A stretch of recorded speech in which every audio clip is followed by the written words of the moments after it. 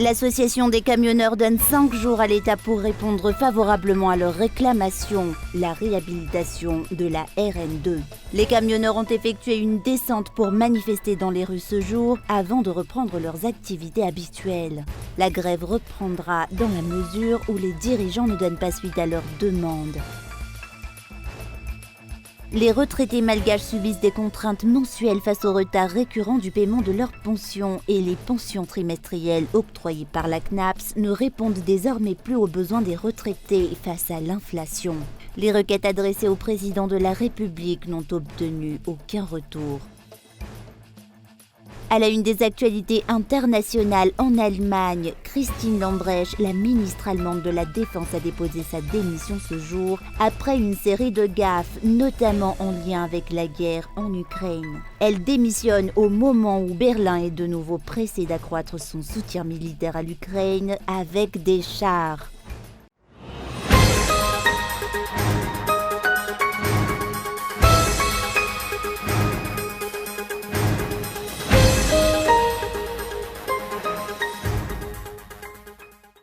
« 28 nouveaux cas confirmés de Covid-19 ont été enregistrés à Madagascar sur les 449 personnes testées sur une période allant du 7 au 13 janvier 2023, selon le rapport du ministère de la Santé publique hier.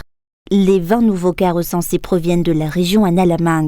Les 3 proviennent de la région Mathiachambun, la région Itas, Vaknakaraj, Diana et la région Sud-Est comptent chacun un cas confirmé de Covid. Aucun mort n'a été déploré cette semaine. L'on compte cependant 5 patients qui présentent la forme grave de cette maladie. Selon les derniers chiffres avancés par le ministère de la Santé publique, 39 malades du Covid ont été enregistrés partout dans l'île jusqu'à hier.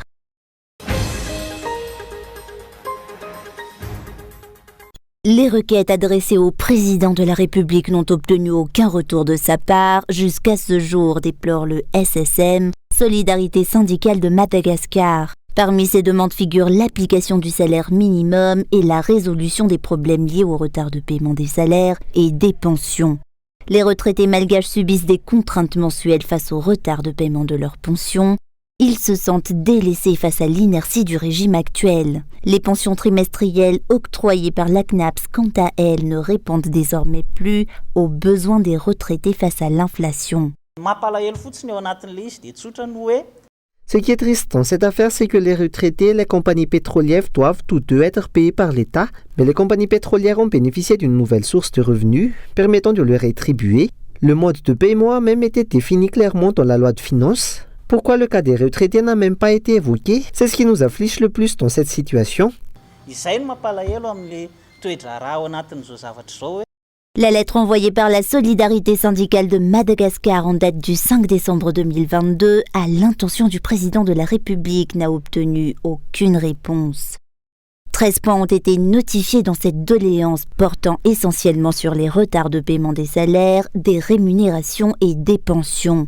Les fonctionnaires et les retraités ont espéré entrevoir une solution lors du discours de fin d'année du chef de l'État malgache, mais le problème n'a pas été évoqué.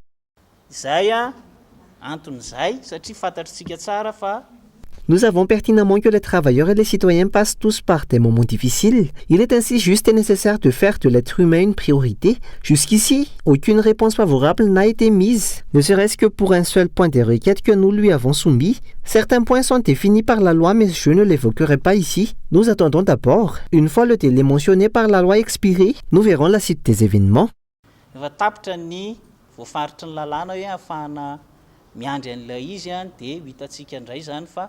Un rassemblement sera organisé le 18 janvier prochain à Antsamanch pour les retraités regroupés au sein du SSM, selon le rapport du président de cette solidarité syndicale. Une décision sera prise après cette réunion concernant les réclamations faites par le SSM et les améliorations nécessaires au monde du travail à Madagascar.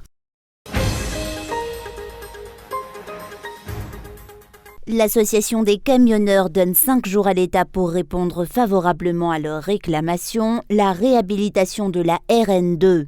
Les camionneurs ont effectué une descente pour manifester dans les rues ce jour avant de reprendre leurs activités habituelles. La grève reprendra dans 5 jours dans la mesure où les dirigeants ne donnent pas suite à leurs demandes. La maîtrise de l'inflation s'annonce difficile à Madagascar suite à l'absence d'une politique claire visant à améliorer l'économie du pays. Le prix des produits de première nécessité continuera d'augmenter selon les prévisions avancées par le HVM. Le riz frôle actuellement les 1000 arrière le capoc et le prix de l'huile ne cesse d'augmenter. Il en est de même pour le prix du sucre et des autres produits nécessaires au quotidien des Malgaches. Le pouvoir d'achat de la population ne connaît pourtant aucune amélioration, déplore ce parti politique. Le niveau de vie des Malgaches périclite et cela ne risque pas de s'améliorer et c'est la résultante d'une mauvaise politique de gestion adoptée par le régime actuel dès le départ, dénonce le parti HVM. Il procède actuellement à une gestion de crise. Plus aucun programme à long terme n'est entrepris ou envisagé. Revoyant les promesses présidentielles, notamment la réduction du prix du riz, du ciment et de certains produits que nous importons désormais, aucune de ces promesses n'a été tenue. La politique instaurée par l'État et l'ingérence dans l'entrepreneuriat, notamment dans l'importation de produits, ont contribué à la destruction de ce secteur.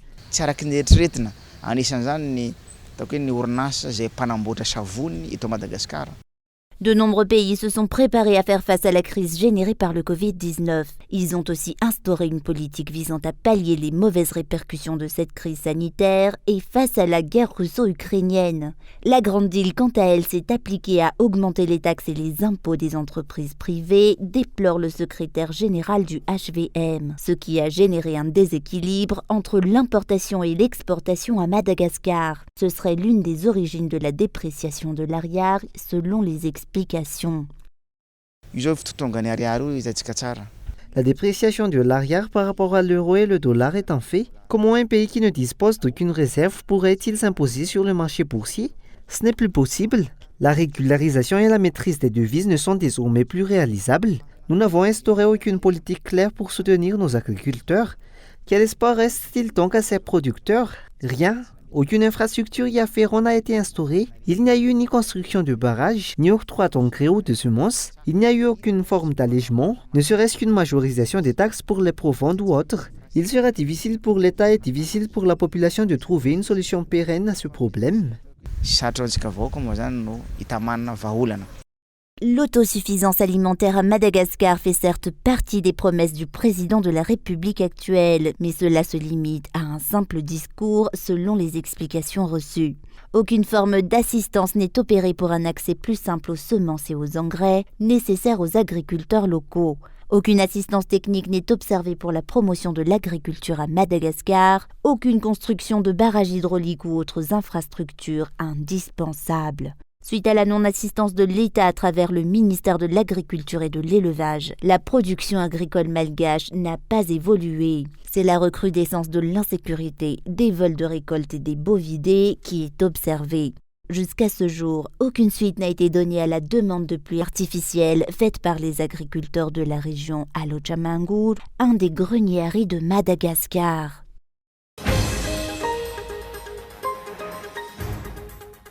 Il sera dur d'espérer que les élections se tiendront réellement cette année. Telle a été la déclaration du parti UNDD ce jour, à l'occasion de sa cérémonie de présentation des vœux du Nouvel An. L'Union nationale pour la démocratie et le développement redoute désormais une nouvelle crise à Madagascar. Ce qui ne ferait que renforcer la crise déjà présente, déplore ce parti politique.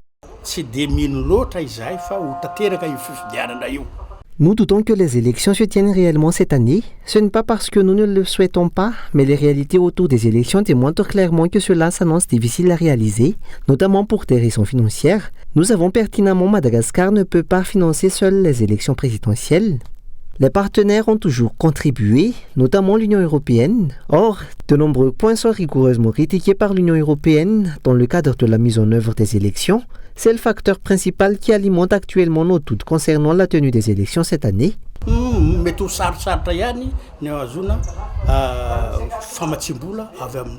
Pour ce parti, le doute plane aussi sur le mode d'organisation des prochaines élections. Les politiciens, les sociétés civiles, les citoyens et les observateurs électoraux sont d'accord sur un point. Le processus de mise en œuvre des élections présente de nombreuses failles. Une nouvelle crise est à craindre dans la Grande Île, selon les explications reçues. La crise sociale est déjà présente. La population est déjà plongée dans des réalités qui dépassent l'entendement. Nous pouvons aussi dire que Madagascar traverse une crise politique préélectorale, puisque les politiciens et les parties prenantes des élections ne s'entendent déjà pas. Cela veut dire que la crise existe déjà. Si l'on y exerce une pression supplémentaire, cela générera une crise post-électorale dont nous ignorons l'issue et la finalité.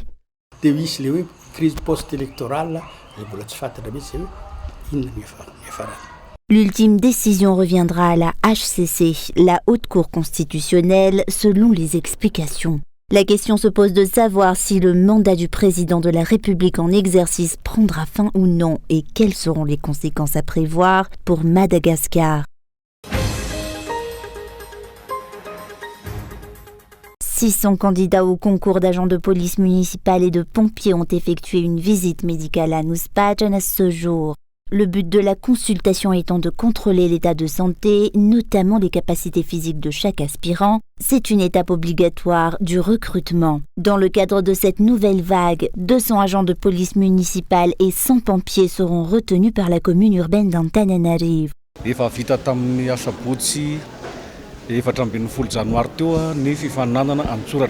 Les épreuves écrites ont été effectuées le 14 janvier dernier dans le cadre du concours. Ce qui est effectué aujourd'hui n'est pas un concours, mais une visite médicale obligatoire pour tous les participants avant la sortie des résultats de la sélection. Un individu malade ne pourra pas suivre la formation puisqu'il sera dans l'incapacité d'assurer les tâches et les fonctions qu'il devra ensuite assumer. Les candidats au poste d'agent de police et de sapeur-pompier ont procédé à un don de sang ce jour à Nouspajan. Ce processus est cependant soumis à des critères que certains candidats n'ont pas pu remplir. Le don de sang a pu être effectué grâce à une collaboration entre le ministère de la Santé publique, les services sociaux et l'hôpital Joseph Ravoinguenje Navalny.